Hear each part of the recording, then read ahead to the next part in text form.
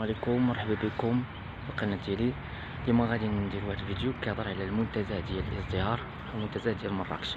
هذا المنتزه هذا كينتمي لمقاطعه كيليز، وكاين ما بين مرجان طريق الدار البيضاء و حي الشرف، قريب من مجموعه ديال احياء سكنيه بحال سعاده، بحال الحي ديال الشرف، صنوبر، وجا على امتداد ديال شارع الفاسي.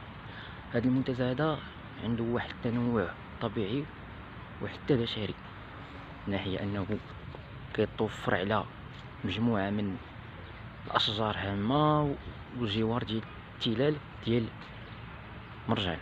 هاد التلال هادي راه تنتمي مجموعة من الصخور جيولوجية مكونة من صخور متحولة ورسوبية، بمعنى انه عنده تاريخ جيولوجي، اضافة لانه عنده مكونات بشرية هامة، لانه كاين حداه مجموعة من التجمعات السكانية هامة بين محور حي الشرف الى حي سعادة، زائد محاور طرقية هامة اللي هي طريق الدار البيضاء وطريق شارع الفاسي.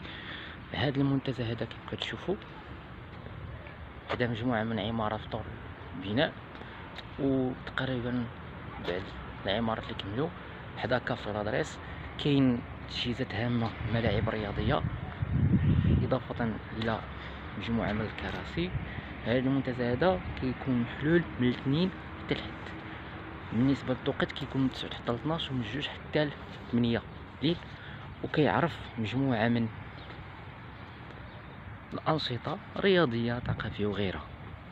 إذا هذا المنتزه خصو بعض الإصلاحات، مازال عندنا التشطيب خصو يكون، مازال خصو يكون عندنا أيضا بعض المسابح وبعد الأكشاك لتناول الأطعمة. نشوفوا هذا المنتزه كي داير، قدامو كافي لاكولين، جا قريب لشارع الفاسي، وحداه الطوبيس اللي كيدي رقم 7، رقم 18، رقم 13. عنده أهمية كبيرة، ونتمنى أنكم تستافدوا معنا في هذا الفيديو.